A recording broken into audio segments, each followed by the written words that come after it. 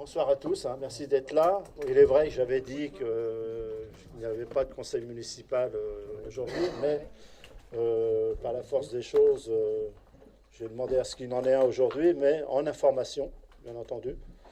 Donc, je vais faire l'appel quand même. Alors, François Bellhomme, il est présent.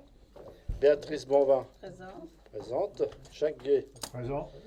Armel Théron, Présent. présente. Denis Durand, Présent. Patricia Evenot, Jean-Paul Marchand, Présent. Christine Abegère, présente. Dominique Bonnet, Présent. Marie-France Durand, absente. Elle est excusée. Elle est excusée? Ouais. Ok. Jean-Joseph. Présent. Jean. Non, mais on parle à côté de moi. Je vais les séparer. Simone Bellet. Présent. Guy David. Présent. Marc Baudelot. Présent. Philippe Poissonnier. Présent. Sylvie Rouzet. Éric Roinel. Stéphanie Richard Duhamel, je crois qu'elle est absente. Oui, elle s'excuse aussi. Elle m'a dit qu'elle ne pouvait pas venir. Sauf Sonia Dukorov. De même, excusez. Emmanuel Sauteur. Présent. Cécile Combeau. Claire Clérambeau, absente. Thomas Hamelot. Présent. Dalila de Roll s'excuse. C'est ça. Elle est représentée par Madame Hélène Charrier, un pouvoir. Bruno Estampe. Elle n'est pas là, elle est. Bon, ben. Oui, elle est peut-être en retard. Elle est peut-être en retard. Monsieur Bruno Estampe. Présent. Roland Amar. Présent. Présent. Isabelle Marchand. Elle est excusée de ne pouvoir. Ah, monsieur Estampe. Hein? Il est où le pouvoir là? C'est monsieur. Le pouvoir, c'est. À moi. C'est à vous? C'est pas très grave. Comme j'ai signé le Ok. Alors. Stop. Hélène Charrier, ben voilà. Fabrice Pichard, présent. Ok. Bon. Alors on va commencer parce que si je demandais à ce qu'il y ait un conseil aujourd'hui d'information, ça concerne, comment dire, les horaires de la mairie. Voilà. Il y a eu des groupes de travail qui ont été faits avec les agents, qui d'ailleurs ont été pas ravis, mais si, quelque part, parce que les horaires actuellement, si on veut, ne sont pas adaptés à notre population. Quand je dis pas adaptés, on s'aperçoit qu'il y a des gens qui sont devant la porte à partir d'1h30, alors que la mairie ouvre à 14h. Aussi des gens qui cavalent le soir à 13h30, ils arrivent devant la porte. 17h30, excusez-moi. Donc, suite à ça, une réflexion a été faite et on a fait appel à une association Empreinte Citoyenne qui va vous... ou monsieur, je vais demander à monsieur Danois qui connaît très bien la relation avec elle, va vous faire voir exactement ce qu'on va vous proposer pour cette enquête. Et je voulais absolument que cette enquête, vous le sachiez avant qu'on la fasse, quoi. Que vous ne soyez pas là, tiens, il y a une enquête, et puis on n'est pas au courant. Moi, mon rôle, c'est de vous informer. Donc voilà. Donc, on va vous faire le questionnaire. Hein.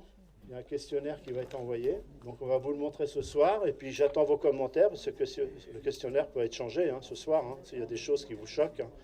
Donc, sachez le dire, quoi. Voilà. Juste, excusez-moi, juste qu'on ait bien tous dans la tête, la question initiale, c'était les horaires d'ouverture de la mairie, c'est ça? Oui. D'accord. Merci, monsieur le maire. Donc, je représente Julien Goupil, le patron, enfin le président de l'association Empreinte Citoyenne, qui a un empêchement ce soir, était bloqué à Toulouse. Il n'a pas pu prendre l'avion en temps et en heure.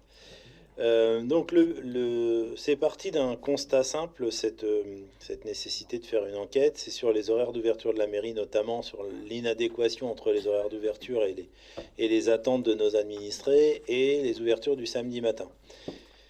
Parce que jusqu'à présent, il y a des ouvertures le samedi matin, mais pas spécialement de tous les services ouverts au public. Donc on a des administrés qui viennent à la mairie pensant pouvoir remplir des formalités et on leur dit bah non, il faut reprendre rendez-vous, les collègues ne sont pas là. Mis à part l'état civil et les choses classiques qui peuvent être traitées par les filles qui sont là le samedi matin. Donc plutôt que d'imposer quelque chose, même si on a quelques idées, le but c'est de faire une enquête auprès des administrés sparnoniens ou extérieurs aussi, parce que leurs avis peuvent nous intéresser. Vous allez voir comme le questionnaire se déroule. On peut après exploiter les retours d'enquête en croisant les questions pour plein d'autres sujets, pas spécialement celui-ci. Donc ce que je vous propose de faire, c'est de dérouler le questionnaire tel qu'il a été imaginé par l'association et puis de prendre tous les commentaires pour l'amender, le compléter. Moi, aujourd'hui, à l'heure à laquelle on se parle, je le trouve un peu long, mais bon, reste à voir si on peut l'écourter. Il faut savoir que pour avoir un échantillon représentatif de notre population à hauteur de 95% de l'interprétation des données, hein, ça c'est des maths pures, il faudrait qu'on ait 360 retours de questionnaires. Je pense que c'est jouable. L'association envisage de mettre le questionnaire en ligne, de distribuer un papier à la mairie, voire sur certains établissements de la commune sur le territoire, de faire, entre guillemets, micro-trottoir à la gare, et peut-être aussi sur le marché et aux écoles. Donc, à voir avec eux, après, en fonction de l'échantillon qu'on veut avoir, et à mon avis, plus on aura de questionnaires sur des gens de notre territoire, plus ça sera intéressant. Voilà, l'idée, c'est d'avoir un panel assez large. Donc, tout d'abord... Est-ce que tout le monde voit l'écran? Non. Je vais essayer de grossir.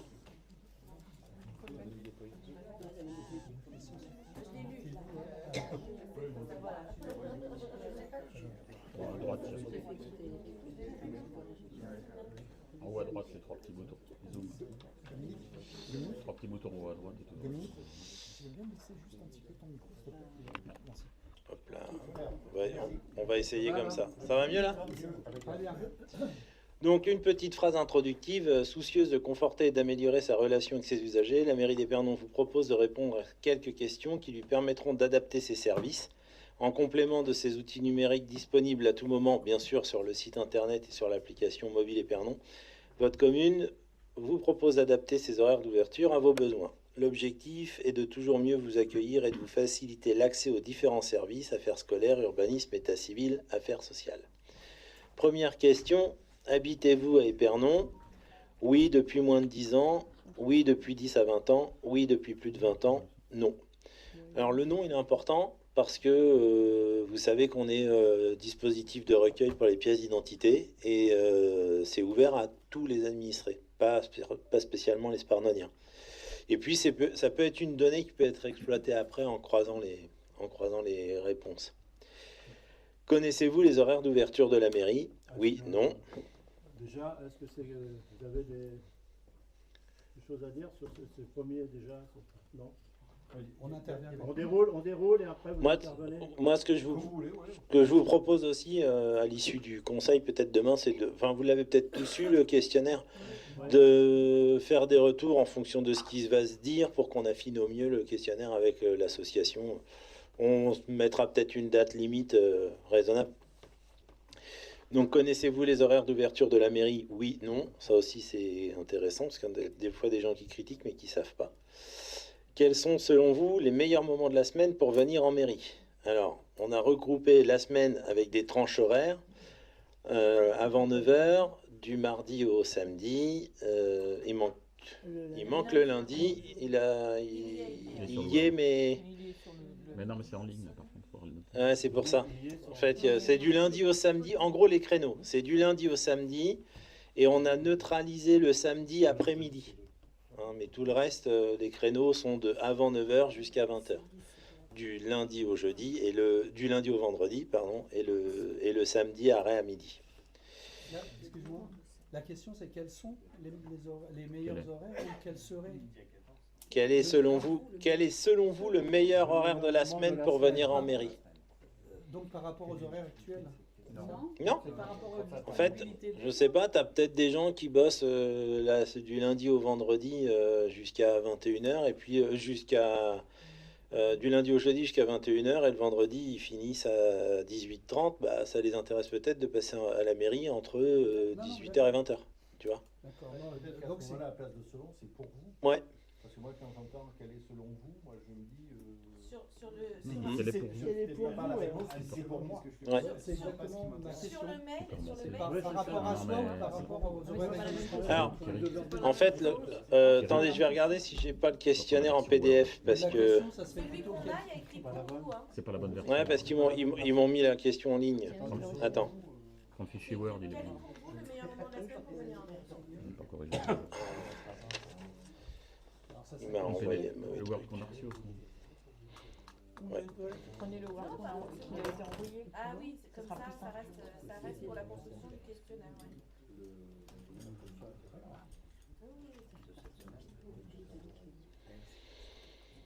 Mhm.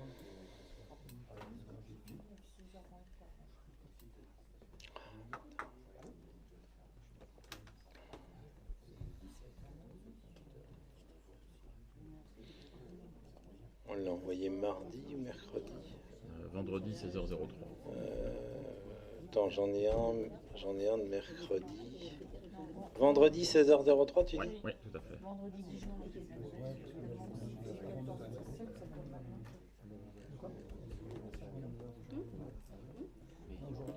Je viens de te renvoyer.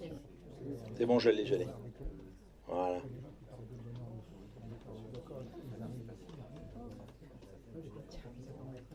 Merci. Hop. Non mais c'est bon, je l'ai à l'écran.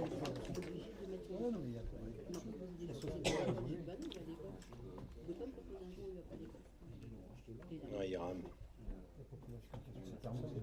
C'est étonnant d'ailleurs que ça rame comme ça. que ce soit leur retour à eux, que ce soit tout ça, c'est interprétable. Il y a l'implicite. Ah, voilà. On y arrive. Voilà. Désolé pour le contretemps, j'avais pris le lien du questionnaire en ligne qui est erroné. Donc là, vous voyez tous? C'est mieux là? Voilà, donc là on retrouve un tableau qui est un peu plus... quel est pour vous le meilleur moment de la semaine pour venir en mairie?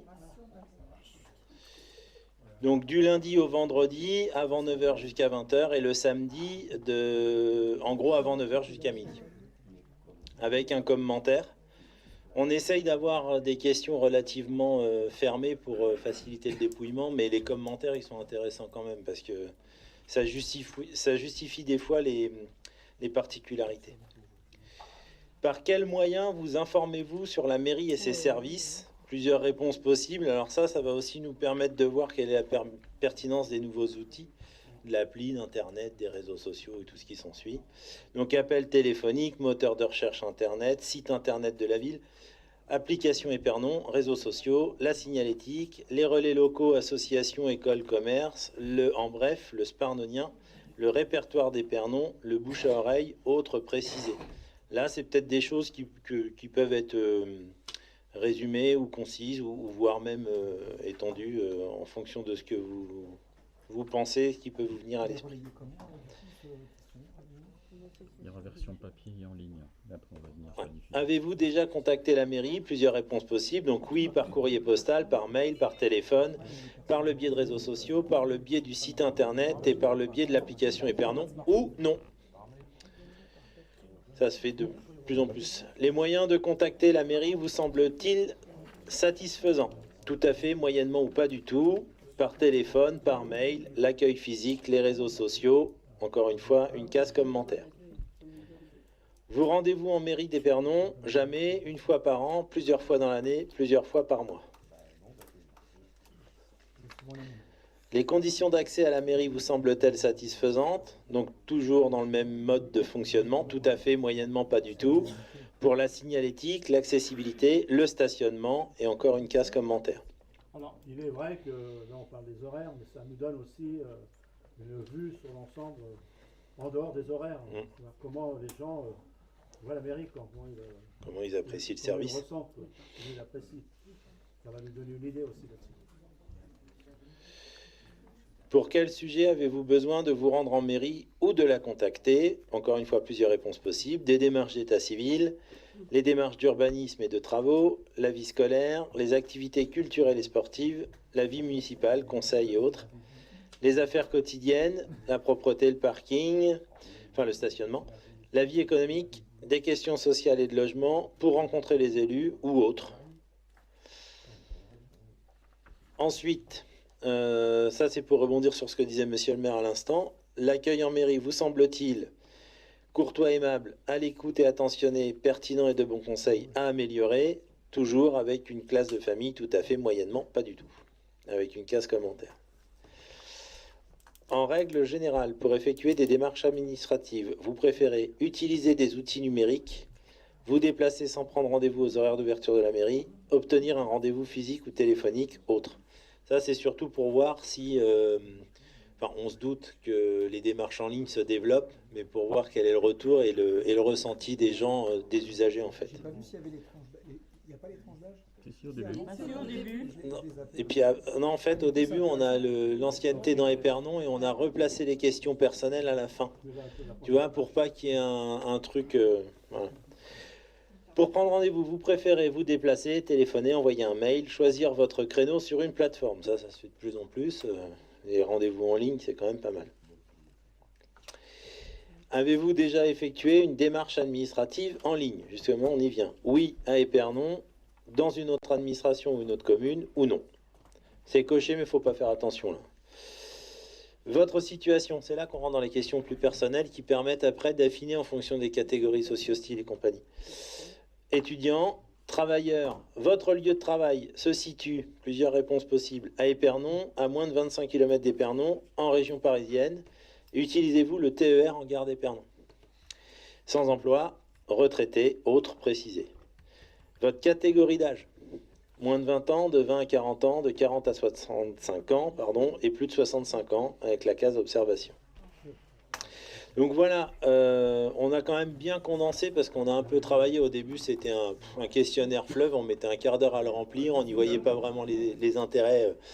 Et avec Mathieu Hanna, notre chargé de com, là c'est lui qui a eu l'idée de mettre les questions personnelles plutôt à la fin pour pas bloquer. Et effectivement, les gens, s'ils veulent pas le remplir, on a quand même, dès le départ, ce qui nous intéresse, le ressenti par rapport aux ouvertures de la mairie, aux tranches d'heures. Parce qu'on a remarqué quelque chose depuis quelques temps déjà, c'est que la mairie ouvre à 14h et on a souvent des gens qui font le pied de grue à 13h30 sur le perron et qui attendent. Parce qu'ils reprennent le boulot à 14h ou 14h15. Donc déjà d'avancer ce créneau-là à 13h30, d'autant que les filles commencent effectivement le boulot à 13h30, ça ouvre au public à 14h mais elles sont là à 13h30, permettra peut-être déjà d'améliorer le truc. Et puis, l'une des discussions qu'on a eues aussi avec les collègues, c'est que quand on a avancé ce sujet-là, l'idée, c'était pas systématiquement d'ouvrir tous les samedis matins. Peut-être ce qui est ressorti autour de la table, et c'est pour ça qu'il faut prendre la température avec nos administrés, c'est peut-être de n'ouvrir qu'un samedi sur deux, le matin, mais la semaine où on n'ouvre pas le matin, ouvrir plus tard un soir en semaine, jusqu'à 20h par exemple. Une pseudo-nocturne, à condition que le soir où on ouvre en semaine jusqu'à 20h, ce soit les services ouverts au public qui soient accessibles, et pas seulement la fonction accueil. Parce que le but, c'est pas de refaire un samedi matin, un soir de la semaine, c'est que les gens trouvent le service quand ils en ont besoin, jusqu'au moment où ils sont disponibles, admettons, je sais pas, 20h le mardi ou le jeudi, ou les deux, ou en fonction de ce que l'enquête va nous dire, quoi. Voilà. Ça a un double intérêt, en fait, si ça permet du coup... Mets ton micro, maintenant. Ça a un double intérêt parce que si ça permet du coup aux usagers d'avoir service au service alors que d'habitude ils n'auraient pas accès par rapport aux tranches horaires. Donc ça c'est intéressant. Et puis si aussi les agents, eux c'est quelque chose qu'ils souhaitent. Aujourd'hui on parle beaucoup de la qualité de vie au travail. Si ça peut aussi aider dans l'organisation, c'est vraiment important. Si ça peut aussi les contenter, c'est très bien, on fait d'une pierre deux coups là. C'est surtout que si ce qu'on a imaginé fonctionne, ça permet aussi d'avoir des journées avec des horaires variables. Parce que le jour où ils ouvrent jusqu'à 20h, ils ne sont pas spécialement obligés d'être là à 8h30 ou 9h. D'autant que depuis quelques mois maintenant, on a mis en place un système de badgeage qui permet d'avoir des horaires variables sur des plages variables. Et ça donne beaucoup plus de souplesse dans la gestion de l'emploi du temps.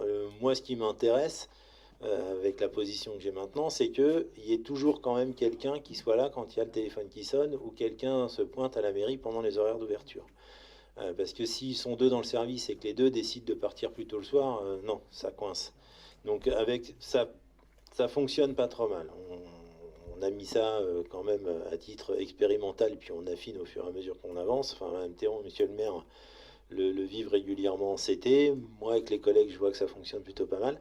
Et la prochaine étape, c'est ça. C'est peut-être de pousser la variation avec des variations adaptées aux besoins de nos administrés, ce qui me semble être notre but principal, quoi. C'est que si on ouvre une mairie, mais que les administrés peuvent pas utiliser le service... il va y avoir un service de nuit pour les boulangers. Ouais, on peut. Non, mais après, on peut pousser le bouchon très très loin avec les nouvelles technologies. De toute façon, Monsieur Goupil, là, qui est à l'association Empreinte Citoyenne, nous disait que il a à faire des démarches administratives dans le 11e, et ça se fait aussi maintenant pour certains services en visio. Bon, bah, pourquoi pas? Je veux dire, un jour, ça viendra sans doute. Tout le monde n'est peut-être pas forcément prêt. On peut aussi le prévoir, mais sans forcément l'imposer systématiquement, parce que le contact physique, c'est encore nécessaire, enfin, de mon point de vue en tout cas. Le papier, il y a des gens qui ne s'en passent pas et c'est normal, mais on a aussi des gens qui aimeraient bien pouvoir faire une démarche dans le train en visio quand il s'agit de s'assurer qu'il ait bien coché la bonne case pour le transport scolaire ou une inscription, par exemple. Mais ça marche en fait, parce que il suffit qu'il vous manque une pièce dans un dossier, vous arrivez à contacter le service en visio, il faut la renvoyer par mail. Voilà. Ouais. Quand je dis dans le train ou ailleurs, enfin, il y a avant de partir du bureau, les gens sont à Paris, ils se connectent en visio, en 10 minutes, ils ont réglé le problème. Ça peut être... Bah oui. Donc, quand il y a le réseau, en fait, c'est encore le balbutiement. C'est vrai que le Covid nous a précipité dans ces technologies un peu de manière brutale, parce que les gens qui les utilisaient pas ont été un peu forcés de s'y mettre, notamment sur les visios. Il faut reconnaître que ça a un avantage certain. Voilà. Combien il y a de questions qui concernent, excusez-moi monsieur Delannoy, uniquement la question des horaires? Attendez, je vais baisser la... Alors, quand je dis des horaires, c'est les amplitudes, ce que vous évoquiez là. Il y a un tableau, voilà, celui-ci, Ouais, c'est ça. Ouais. qui propose... Ok. Ok, c'est ce qu'on disait Mais tout après, à l'heure. ce qu'on disait, c'est quel est pour vous le meilleur moment? Il peut y en avoir plusieurs. Est-ce qu'on peut pas mettre plusieurs réponses possibles sur ce tableau? Enfin, moi, je vois pas d'inconvénient. Après... Oui, ça, moi, j'ai 3-4 remarques. La première, c'est sur l'intro, où vous marquez « Adapter les horaires d'ouverture à vos besoins ». Moi, je pense qu'il faut être prudent sur adapter les horaires d'ouverture à vos besoins. Parce que chaque personne qui va répondre va imaginer que ça va être adapté à ses besoins. À la carte, ça, vous à la carte. Ouais, attention, parce que si demain les résultats ne correspondent pas à leurs besoins, vous allez vous faire allumer la tête. Vous promettez la Lune, en fin de compte, on n'arrive même pas à prendre la fusée, quoi. Ouais. Donc attention, peut-être à la dialectique.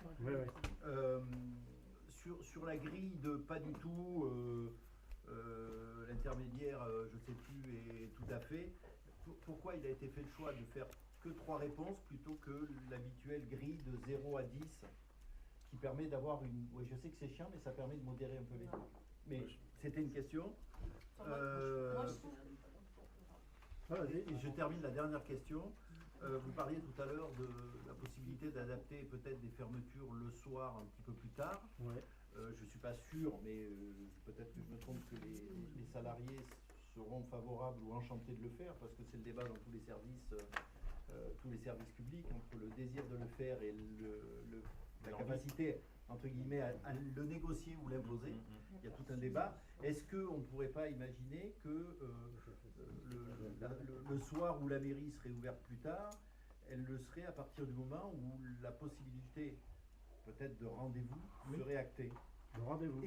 Oui, c'est-à-dire qu'on puisse dire aux gens, tel soir c'est ouvert plus tard, Et sur avec une rendez-vous. fiche de rendez-vous. Oui, Enfin, je veux dire, aujourd'hui, vous pouvez prendre rendez-vous sur Internet pour aller chez votre médecin. Peut-être que vous pouvez le faire pareil avec la mairie.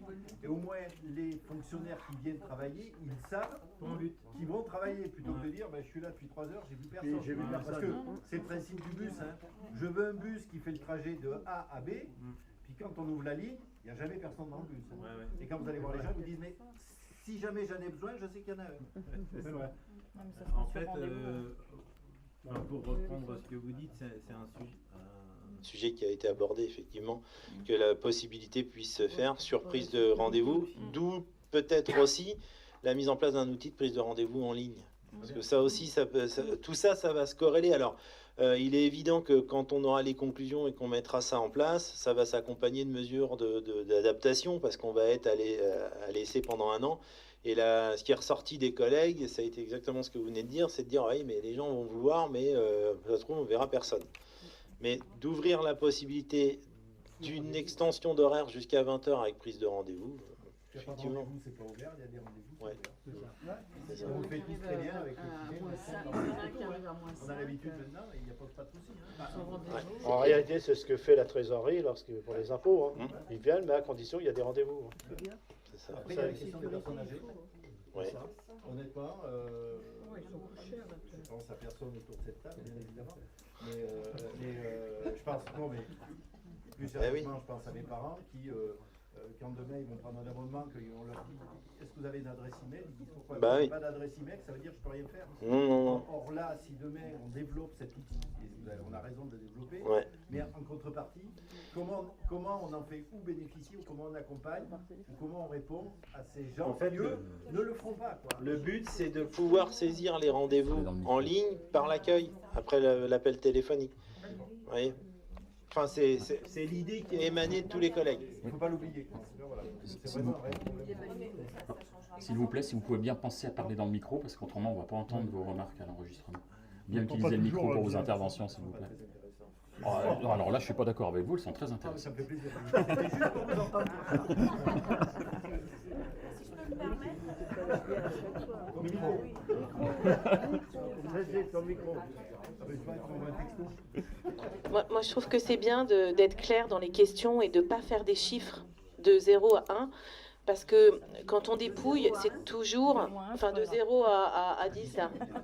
Pardon. Parce que quand on dépouille, un petit 6, bon, on ne sait pas trop, quoi. Je trouve qu'il y a toujours une zone... Ouais, mais il y a toujours une zone d'ombre. Alors que c'est satisfaisant ou pas, ou ne se prononce pas, c'est plutôt clair, en fait. Surtout sur des questions comme ça, au moins c'est clair. Oui ou non. C'est pas... je mets un 6 parce que je sais pas trop, j'y suis jamais allé, je mets 6, quoi. C'était une question, mais tout à fait anecdotique. Il est vrai que lors du travail, du dossier du temps de travail, ce qui a été remonté au niveau de l'accueil, c'est que très souvent, ils prennent des rendez-vous le samedi matin, justement pour avoir du monde le samedi matin. Voilà. Parce que sinon, il y a certains samedis matins où ils ne voient vraiment pas grand monde. Donc, de ce fait-là, ils sont plutôt demandeurs pour aménager les horaires et adapter en fonction de leur travail.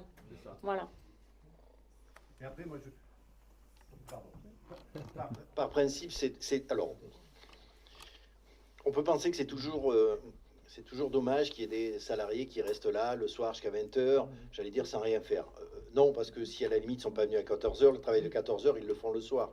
Mais l'intérêt de cette chose-là, c'est que ce temps d'ouverture plus tard réponde à une demande liée aux habitants, aux personnes qui travaillent sur Paris, etc. etc. Si derrière c'est pas suivi, voilà quoi, c'est toujours dommage parce que ça peut avoir des conséquences sur la vie de famille, les enfants, etc., etc., etc. Voilà. Donc l'idée du rendez-vous, ça permet juste d'optimiser, de caler. Puis je pense que le rendez-vous, ça rassure quelque part, comme nous, ça nous rassure quand on prend rendez-vous chez le dentiste, le médecin, même si on râle parce que il n'y a pas le créneau qu'on voudrait, mais c'est pas grave, on prend le créneau qui arrive derrière, quoi. D'ailleurs, à ce titre, quand on discutait avec Julien Goupil là, de l'association, lui, il imaginait aussi, il a poussé le bouchon, on y arrivera peut-être, hein, mais je pense que pour nous, là, pour l'instant, c'est un peu too much, mais il imaginait même des prises de rendez-vous le soir en semaine en visio, pour les gens qui le peuvent. Donc là, c'est un autre avantage, c'est que le fonctionnaire en question peut traiter ça de chez lui, c'est des dossiers simples. Maintenant, on est tous équipés de ce genre de machines avec un lien VPN qui nous connecte directement à nos serveurs à la mairie. Pourquoi pas? Bon, je pense que c'est dans un deuxième temps parce qu'il faut une certaine gymnastique et puis Alors, la présence physique est pas mal. effectivement, le prise de rendez-vous, mais la personne du service ne peut pas être toute seule en mairie. Non. On est obligé d'être deux. Hein. Ouais, mais en fait, Par sécurité, on ne peut pas laisser une personne seule. Hein. Si on ouvre les Faut réfléchir services, à ça. Hein.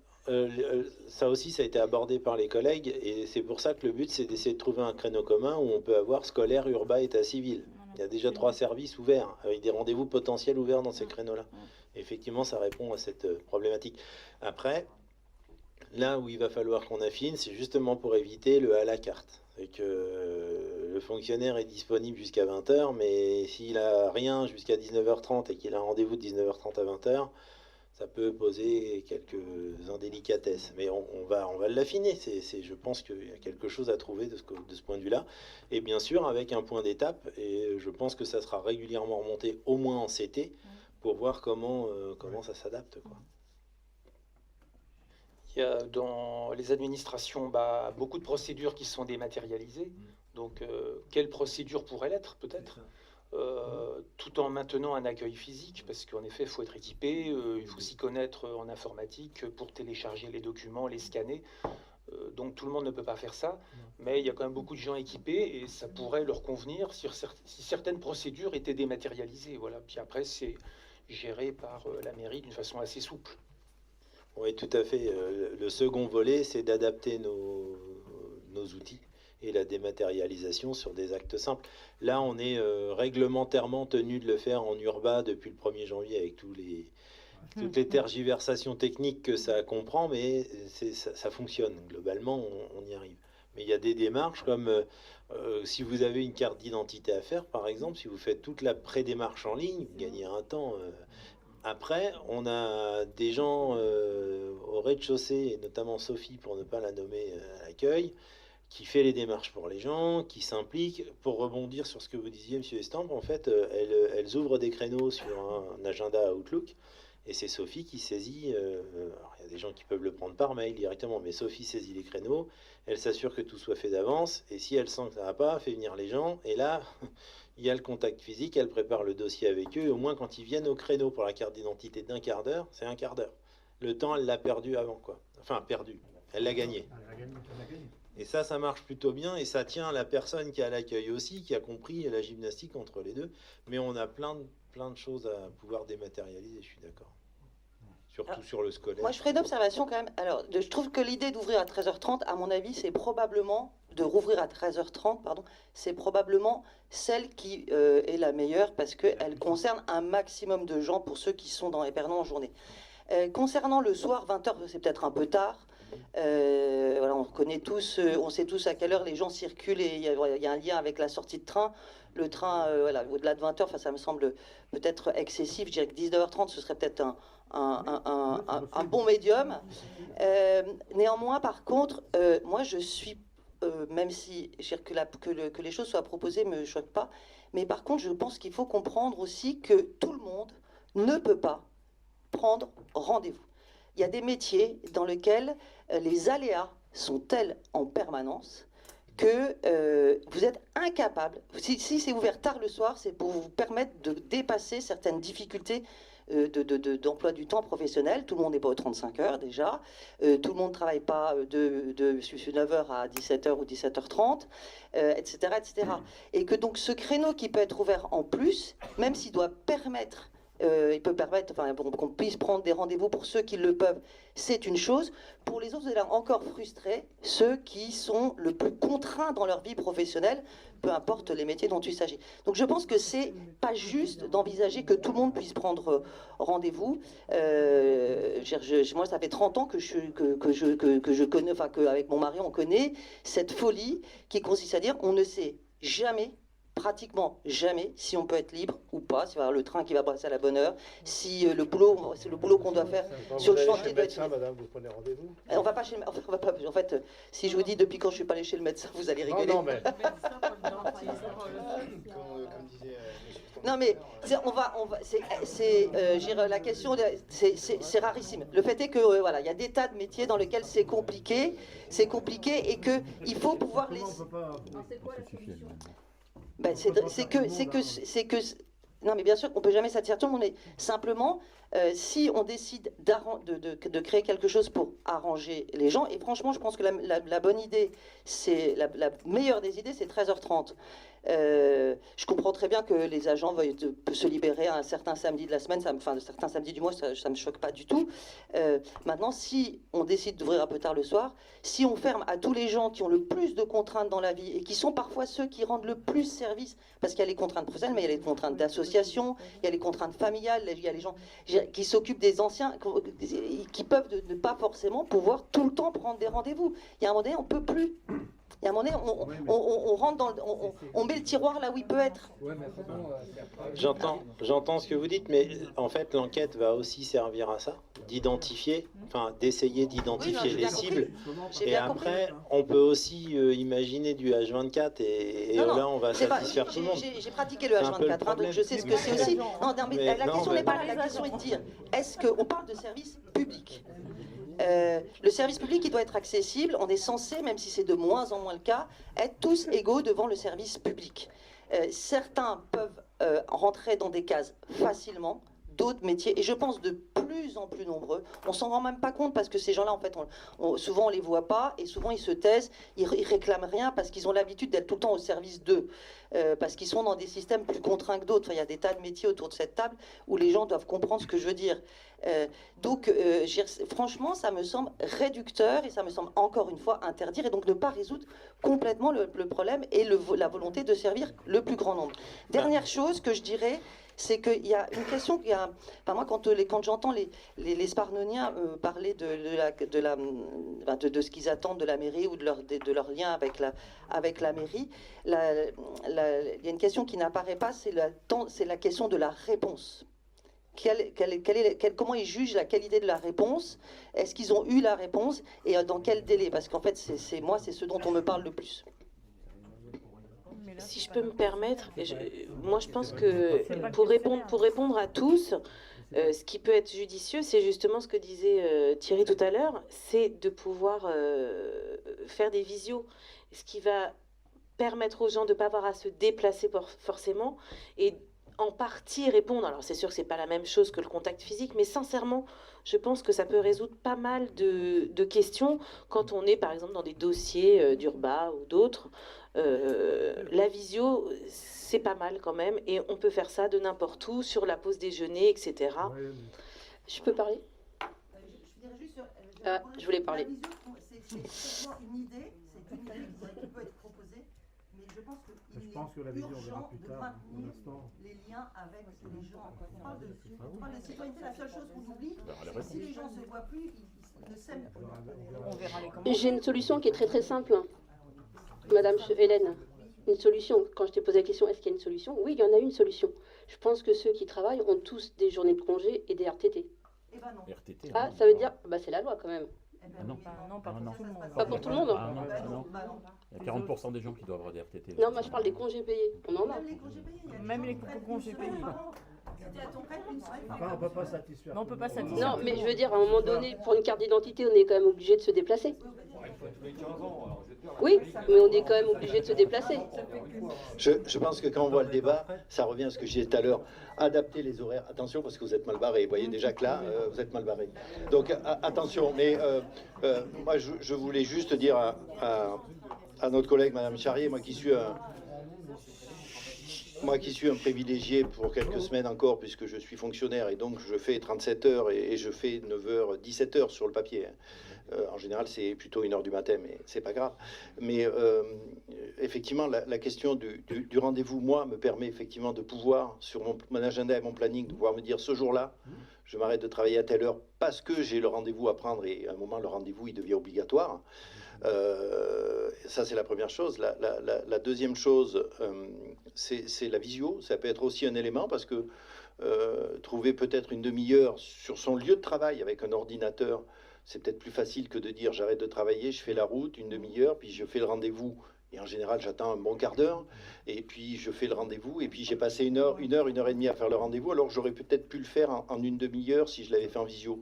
Je pense que ça me paraît être un élément important, et puis peut-être aussi qu'au travers du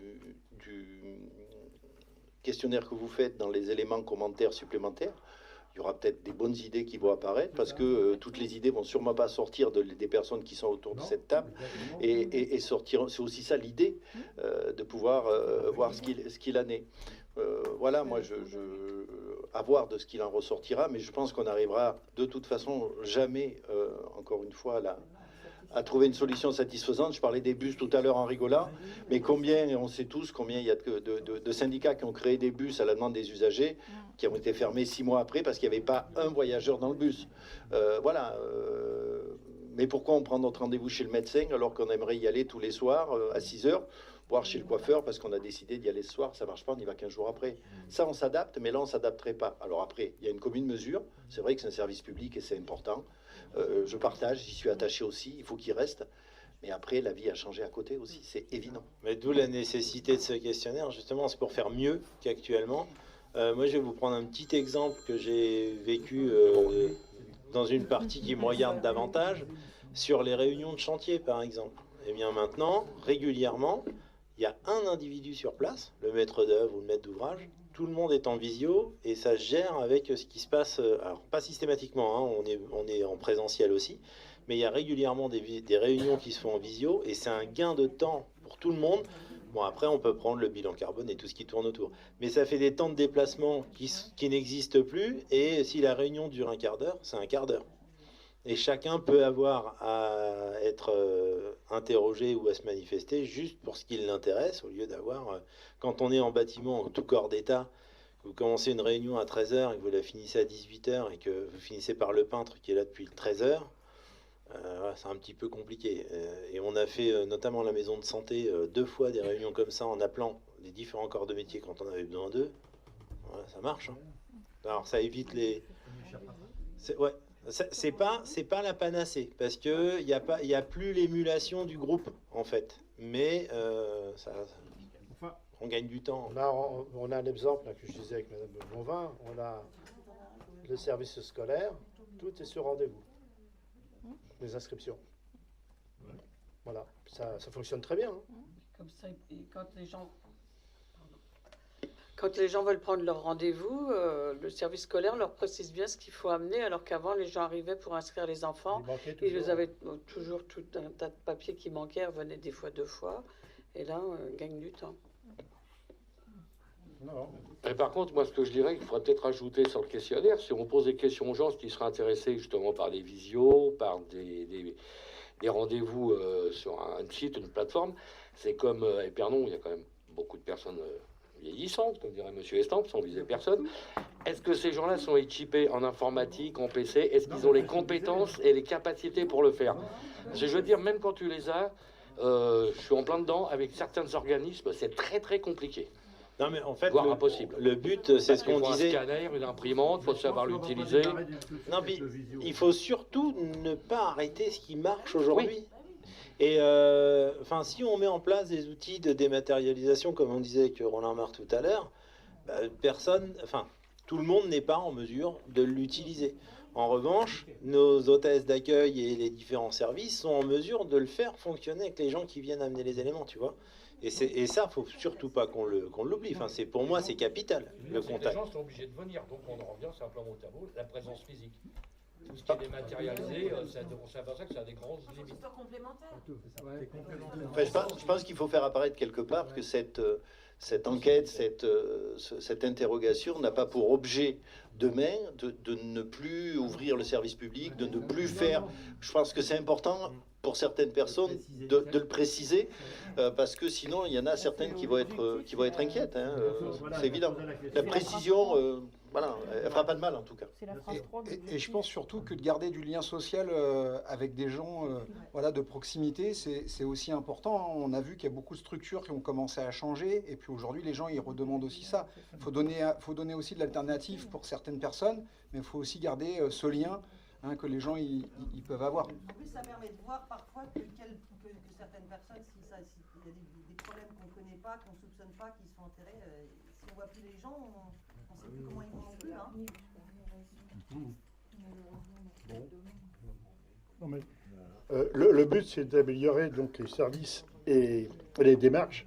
Hein, et il ne faut pas oublier que de toute façon, rien ne sera parfait non plus. Donc c'est simplement pour apporter un plus à ce qui existe déjà. Moi, en fait, pour en revenir à des choses plus pragmatiques, ce que je vous propose, c'est de retourner à Olivia principalement les remarques que vous avez. Parce que le but, ça serait de pouvoir rendre opérationnel ce questionnaire avant l'été, quoi. Fin juin, début juillet, que ça continue à rouler en septembre, parce que de toute façon, il va y avoir la coupure estivale. Moi, je vous dis, le but qu'on se fixe, c'est au moins 360 retours exploitables. J'espère qu'on en aura plus, je pense.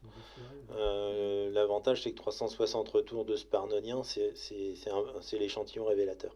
Après, si on dépasse, bah, tant mieux. Et puis, au fil de l'eau, si on peut imaginer pour janvier 2023 mettre en place ces horaires et puis ces organisations, ça serait vraiment bien. Parce qu'après l'enquête, il y a le dépouillement, il y a le tour de table avec les collègues, et puis on fera la même chose. Les réponses Et c'est pourquoi à peu près la fin de l'enquête? Bah, ça, c'est pas défini aujourd'hui, si tu veux.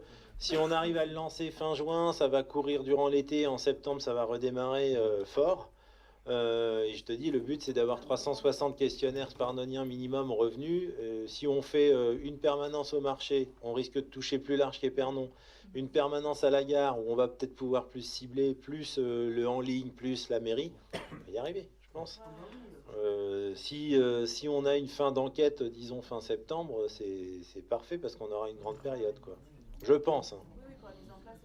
Ouais. Ben oui, parce qu'après il y a l'analyse. Là, on est un peu pris de court. Se dire il faut qu'au mois de septembre on ait pu dépouiller, c'est dommage parce qu'on va avoir une grande période qui ne sera pas révélatrice de nos usagers. Hein. Juillet, août, c'est. Mais d'ailleurs, c'est peut-être intéressant de plutôt viser les gens qui vont venir, la problématique à la rentrée, parce que finalement, le moment où on a le plus besoin presque de la mairie, c'est à la rentrée. Et c'est là où on aura peut-être l'image la plus fidèle par rapport, et nous, aux problématiques, et les gens qui nous feront leurs réponses directes les plus sensées. Enfin, je peux vous dire qu'en ce moment, avec la cohue sur les pièces d'identité, on va avoir un retour révélateur aussi. On l'a déjà. Mais c'est vrai que d'avoir les deux périodes, ça peut être fort intéressant. À partir de mai, ça aurait été intéressant. Voilà, ok, ça se met en route. Bon. Voilà. Donc ça vous va une semaine pour me faire les retours? C'est bon? Moi, je les ai faites, j'ai pas... si j'ai quelque chose, je le ferai, mais bon, voilà, a priori, voilà. Moi, j'avais juste une question un peu subsidiaire, parce que là, on parle d'ouverture de la mairie, et quand on vient à la mairie, la porte est fermée. Et je trouvais ça assez paradoxal de parler d'ouverture, alors qu'on arrive dans un service public, et si on frappe pas pour nous ouvrir, on rentre pas. Pour le Covid, je pense. Ouais, en fait, il y a deux choses. Il y a Vigipirate et les mesures Covid. Et en plus, étant donné que là, en bas, elles sont pas mal chargées avec les pièces d'identité, Sophie, quand elle est en train de faire une pièce d'identité, elle n'est pas à l'accueil, donc elle voit pas. C'est vrai que ça, il faut qu'on l'améliore. Mais on n'a pas trop le choix. Mais c'est pour leur sécurité. Oui, ça râle, c'est vrai, mais C'est pour la sécurité aussi. en même temps, ça sécurise, parce que je peux vous dire qu'on a eu affaire à des gens, heureusement qu'on avait le SAS. Hein. Ça, c'est tous les services publics. Hein, on est bien d'accord. C'est paradoxal d'avoir. Oui, c'est vrai. Fermé, hein. Si on est dans les coups, je suis pas sûr. Ouais. Si, on est dans les clous. Si, pour être dans les clous, on est dans les clous. C'est une porte qui est ouverte, mais c'est le SAS qui est fermé. La porte, elle reste ouverte. Hein. C'est le SAS qui est fermé. C'est le SAS qui est fermé. Hein. C'est tout. Non, mais j'entends bien, mais moi, les choses, arriver dans un service public et le trouver fermé, ça nie pas les avis, effectivement, la violence et tout. Encore une fois, je ne vais pas me répéter, j'arrive dans un service public et il y a aussi un agent de sécurité, sauf que la porte n'est pas fermée. Mais il y a un agent de sécurité. Ouais. Oui, parce que... Nous, on fait des économies sur l'agent de sécurité. C'est une porte qui est fermée. Ouais, mais on fait des économies sur l'agent de sécurité, c'est une porte qui est fermée. Après, moi, je vous dis... Oui, non, mais... Ok. Attends, sur la main. Je peux tout. Bon, c'est bon pour l'enquête publique, vous avez... Hein, comme ça, soyez pas surpris quand ça va être lancé. Je vais quand même vous informer concernant des travaux. Rue de Jean-Leroy. Vous avez vu, elle va être bouclée jusqu'au mois de septembre. Ouais, ils ont annoncé octobre. Hein? Il est annoncé jusqu'au 13 octobre, mais le but c'est qu'au 13 septembre, ce soit ouvert. Bon, la raison, c'est que en face de la justice, il y a le talus qui part. C'est dangereux. Il faut absolument le faire. Et nous, la commune, on va en profiter pour faire les enfouissements. Comme ça, tout ça va être fait. Donc, ça va prendre du temps. Mais en même temps, j'ai vu ce soir, à la rue du Prieuré, on est bien. Hein. Ah, On l'est beaucoup moins sur la rue de la Croix de Fer, hein, parce que ça remonte à toute berzingue, là. Et il faut voir. Hein. Et ça cartonne sévère. Hein. Ouais, ça y va. Hein. À fond dans les lotissements à 30 km/h, ils ne connaissent pas. Hein. Par contre, moi je voudrais faire une petite remarque quand même, parce qu'on a fait des déviations, c'est bien. Mais vu la déviation qu'on prend à Saint-Martin-de-Nigel, il y a le premier accident de l'arrivée ce matin. Bah oui, t'as un camion qui arrive, le scooter devant, il peut même pas se rabasser comme ça, il est tombé le mec. Ils ont même pas remblayé les côtés ni rien, il faut y passer pour voir. À deux, ça passe pas. À deux, t'es obligé de mettre ta voiture dans le trou, puis d'arrêter, il faut s'arrêter, puis ça passe. Le mec est sur le scooter, ce matin, il est tombé. oui, bah c'est... Ah oui, mais ils ont fait une déviation, mais avant de faire une déviation, on aurait peut-être quand même pensé à la route. Bah, t'appelles le département. Ça, oui. Bah oui, mais enfin, les usagers, ça, on va sûrement en entendre parler, hein, et les accidents aussi. Bah oui, mais il faut bien que les travaux se fassent. Hein. Ah ouais, mais bon. Hein? François, vous allez enfouir les lignes, hein, c'est ça? Alors, ouais. Attends, Sonia, c'est Cécile. C'est Cécile. Tu sais? Juste, je précise comme ça, c'est que pour faire passer la fibre dans route de Nogent, en fait, il faut traverser la route. Voilà. Bah, c'est peut-être le moment, en fait, pour ceux qui veulent, de faire passer la fibre. Qu'est-ce que tu comprends pas dans enfouissement? Et donc, je te le dis, ça va appeler pour qu'il passe la fibre. En fait, pour être clair, la fibre est éligible à toutes les adresses du département, et notamment des Pernons, depuis théoriquement 2017, 1er janvier 2017. Théoriquement, j'insiste sur le théoriquement, parce qu'au fur et à mesure des couacs, on règle les problèmes. En gros, aujourd'hui, ce que tu vois en route de Nogent, toutes les ficelles qui sont en l'air, elles vont être enfouies, et donc tes branchements ne vont pas être coupés. Si tu as un problème de fibre, parce qu'il manque la liaison de traversée, ça va être fait en même temps. Donc toi, tu as... Bah voilà. Parce que moi, il ne voulait pas couper la route.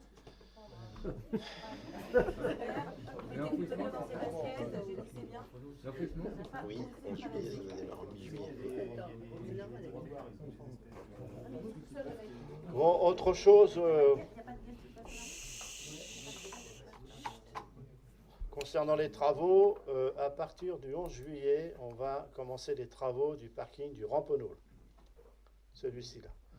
Parce que bon, vous savez, le bourg-centre, dans les travaux du bourg-centre, on va faire après, en fin d'année, si tout va bien, la rue du Général Leclerc et la rue Bourgeoise.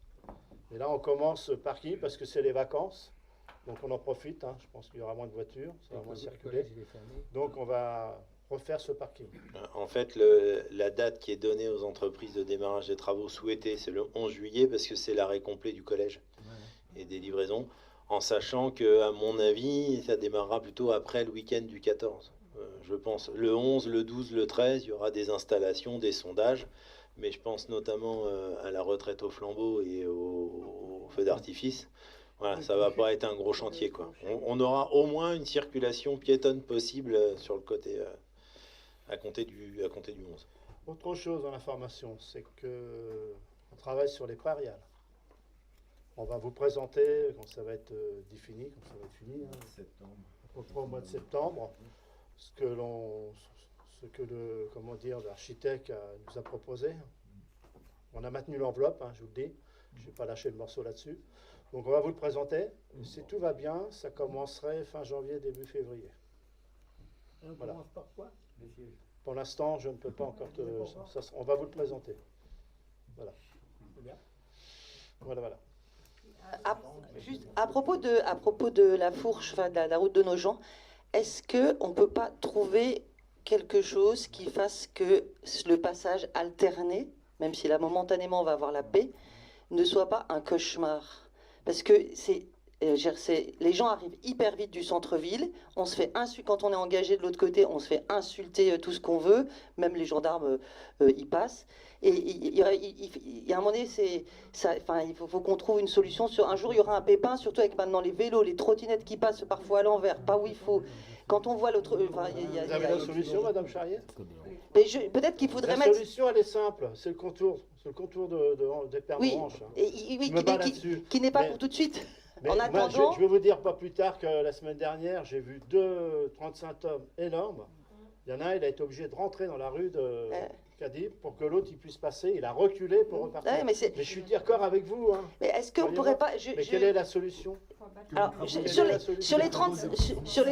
Parce qu'il faut qu'on attende cette fameuse déviation. On sait qu'elle va arriver, mais on l'a pas tout de suite. En attendant, est-ce qu'il n'y a pas une information, un panneau d'information préalable suffisamment bien placé pour que les gens, au moins la moitié, si ce n'était que la moitié d'entre eux, n'appuient pas sur l'accélérateur pour rentrer, n'empêche pas celui qui est déjà engagé de sortir, ne l'insulte pas quand c'est... En plus, parfois, il y a des gens dangereux. Parce qu'en fait, les gens, ils se rendent... En fait, je pense qu'il y a un simple panneau du côté de la ville qui dirait, attention, s'il y a quelqu'un, ralentissez avant d'arriver. Les gens, ils accélèrent quand ils rentrent. Mais c'est les habitués, ils le savent tous. Hein, non, mais il y a les habitués, c'est tout le monde, on le sait bien. Et puis, Hélène, le code de la route, ça sert à quelque chose. On est bien d'accord, mais tout le monde ne le maîtrise pas, Denis. Madame Charrier, rue Paul Pinvet, vous avez 2 sens interdits. Oui, je vois très bien ce que vous voulez dire, parce que j'ai pris Vous connaissez le nombre de voitures qu'il est prêt par semaine? J'ai pris un vélo un jour en sens interdit avec une trottinette à la main en plus, et il m'a demandé pourquoi est-ce que je n'avais pas reculé. Je dis, je suis déjà pas rentré dans la rue, c'est déjà pas mal pour vous. Il était avec une trottinette à fond la caisse en sens inverse. Rue Paul Pinvet. Ah, bien qu'il défende la rue Paul Pinvet. Ah oui, c'est ce que je viens de dire. Vélo avec une trottinette à la main. T'as raison aussi, bien sûr, t'as raison aussi. Il y a aussi autre chose, la maison en pan de bois. Voilà ce qu'on va mettre. Actuellement, vous avez une bâche, elle est toute blanche. D'accord? Donc, ce qu'on va faire, c'est présenter, c'est ce que vous voyez là. Voilà. Donc, ça va être imprimé sur la bâche. Et puis, voilà. En fait, il y a encore quelques années de travaux, enfin quelques mois en tout cas. Là, il y a une grosse opération de reprise de tous les colombages, de toutes les boiseries.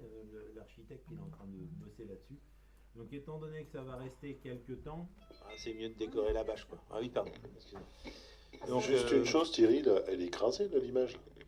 Elle est écrasée, l'image, là. Ah bah oui, bien sûr. Ah oui, parce que je vois BAT. Le toit, il est bien plus haut. Hein. Ouais, non, mais je vois BAT, donc on va l'imprimer comme ça. Mais le BAT, tu ne l'imprimes que quand tu le signes. Il n'est pas signé. Ah bon, d'accord, ok, chef. Non, mais je le dis, parce que je vois BAT. Oui. Là, à côté, on ne mettra pas non plus. Non, en fait... Il faudrait presque enlever le toit, en fait. Il faudrait enlever la hauteur du toit. Il faudrait mettre que le... Il en faut un petit bout là-haut, en fait. Ouais. Soit il faut monter plus haut, soit il faut enlever le toit. Là, si tu veux que la bâche, elle s'arrête là. Que ce soit comme le vrai bâtiment. Qu'en haut, il y a juste une bande de fond. Après, ça non, c'est pas une question de chipoter. C'est pas une question de chipoter, c'est une question que ce soit propre. Tant qu'à payer, autant faire un truc propre. Ok. Bah, tout est propre. Ah ouais. Allez-y.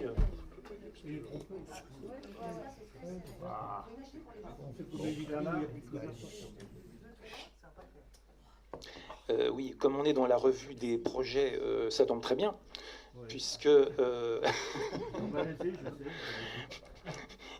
Pardon. Isabelle étant absente aujourd'hui, elle est néanmoins très active, puisqu'elle me demande de vous poser la question suivante. Alors, vous avez mis en place, à la demande de la préfecture, une enquête publique de demande d'autorisation environnementale au titre de la loi sur l'eau à propos de ce que nous appelons le parking des Vergers. Bon voilà, mais vous avez un autre nom, bien sûr. Enquête qui a eu lieu du 7 au 22 février. Vous avez été ensuite sollicité par la préfecture pour apporter des précisions sur certains points de l'enquête. Bon. Le commissaire enquêteur avait 1 mois pour rendre son rapport et ce qui a été fait autour du 7-8 avril. La préfecture devait en principe prendre 30 jours pour rendre sa décision, ce qui aurait dû intervenir autour du 7-8 mai. Voilà. Donc on en est à plus de 2 mois après la remise du rapport. 7-8 avril, on est là, 7-8 juin, on est le 13. Voilà, la question est simple. Qu'en est-il? Avez-vous une réponse? Et si oui, laquelle? La réponse, c'est-à-dire que nous nous sommes déplacés justement, la DDT, grosse grève, on les a eus. Donc effectivement, l'enquête publique en a conclu un avis favorable du commissaire enquêteur, sauf qu'il y avait 2 préconisations, c'est-à-dire que l'entrée de... Voilà, qui n'était pas... Personnellement aussi, ça me gênait un peu, c'est-à-dire que nous demandaient de changer cette entrée. Donc on l'a changée, on l'a mis en face, à l'entrée principale du marché, vous savez, où il y a la grande barrière, là. Et aussi une étude sur la faune et la flore. Que ça a été fait. D'accord? Donc maintenant, là, on a reçu un arrêté, c'est celui-ci, je crois, de portant la prorogation, c'est-à-dire un arrêté qui va être signé dans le... Quelle date déjà, le mois d'août? Qui a été signé et qui repousse 2 mois, c'est-à-dire jusqu'au mois d'août. La date, elle est où?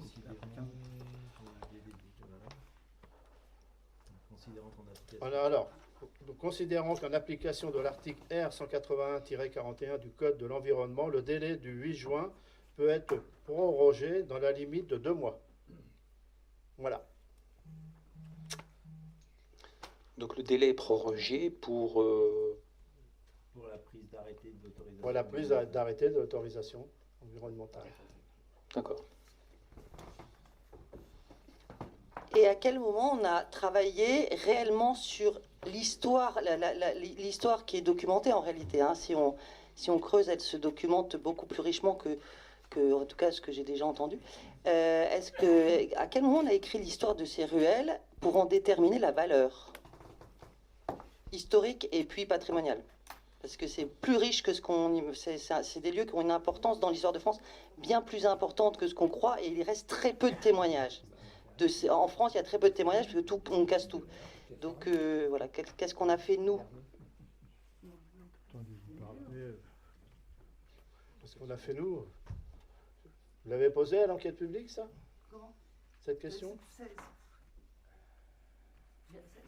quelque chose qui tombe sous le sens. Hein. Moi, quand j'ai discuté de cette question, j'ai juste évoqué ce projet avec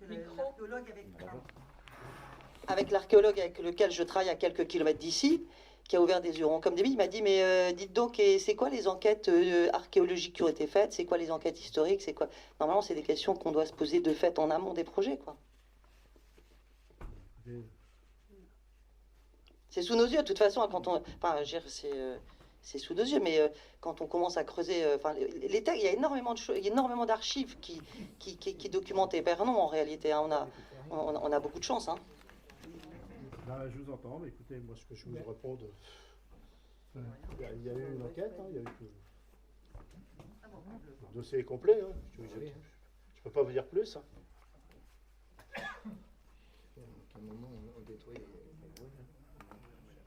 Ok. Personne ne connaît l'histoire des ruelles. Ah si, on la connaît. On vous la donnera. Ok, bon. Je vous rappelle quand même, Mme Charrier, qu'Épernon est sous un site patrimonial remarquable qui a fait l'objet d'une étude poussée et d'un diagnostic qui reprend l'histoire d'Épernon, de ses contreforts, de ses ruelles, depuis même bien avant l'époque féodale. Oui, mais c'est un sujet qu'on a tellement peu abordé, enfin, dans le cadre de ce dossier, et je pense qu'on y a... Enfin, je suis sûre qu'on y a apporté peu d'intérêt par rapport à la réalité de la valeur de ces lieux. Non, mais c'est parce que tous les jours, quand vous creusez tous les jours l'histoire... on ne fait plus rien, madame. Non, mais on arrête, on fait plus rien. Je dis pas, on parle d'un site particulier, on parle pas du. On parle d'un site particulier à bien des égards. C'est ce qui a fait l'homologation de petites cités de caractère. Oui. Voilà. On pourrait vous envoyer d'autres. À une époque, j'étais rentré en contact notamment avec le patron de l'école d'horticulture de Versailles, parce qu'il y a un lien entre, un lien entre les jardins de la Quintilie à Versailles et ici. Il y a des gens qui s'étonnent qu'on ne soit pas allé beaucoup plus loin. Pas qu'ils soient étonnés. C'est pas des moindres. Ok, bon. Bon. Voilà, écoutez. Bon. On clôture le conseil. Bon, écoutez, je vous remercie. Et puis, il y en a un prochain au mois de juillet. C'est ça. C'est quand déjà la date? Le 4 juillet. Jour d'indépendance. Independence Day. Independence Day. Bon, bonsoir. Et dimanche, vous avez un très beau tournoi de foot à Épernon. C'est le 4? C'est 4 ou 18, je sais pas. Qu'est-ce qu'il y a? Dimanche, il y a un très beau tournoi de foot à Épernon. Avec 704 enfants qui viennent jouer. On fait pas le 11. C'est le 4 Ah, juillet. non. Le 4, C'est le non 11. Pourquoi c'est le 11? C'est le 6. 6 juillet. Mercredi. On sera pas là. Oui, mercredi 6. C'est le mercredi 6 juillet. Voilà, c'est ça. Mercredi 6. Je voudrais juste passer un coup de chapeau. Je sais pas, je sais qu'on était, je crois que Simone était là au concert aussi, de l'ensemble vocal des Tourelles auquel s'étaient agrégés 2 ensembles plus un quatuor à cordes. Franchement, c'était absolument remarquable. Ils ont fait un travail exceptionnel. C'était d'une beauté et l'église chantait parfaitement bien. Le maître de chœur nous a dit ô combien il était agréablement surpris par l'acoustique. Franchement, on a eu droit à un grand moment de musique à Épernon et je crois que ça mérite de leur tirer le chapeau. Et d'ailleurs, je me suis excusé de ne pas pouvoir être présent. C'est ça qu'on veut entendre. Voilà. Le mercredi 6 juillet.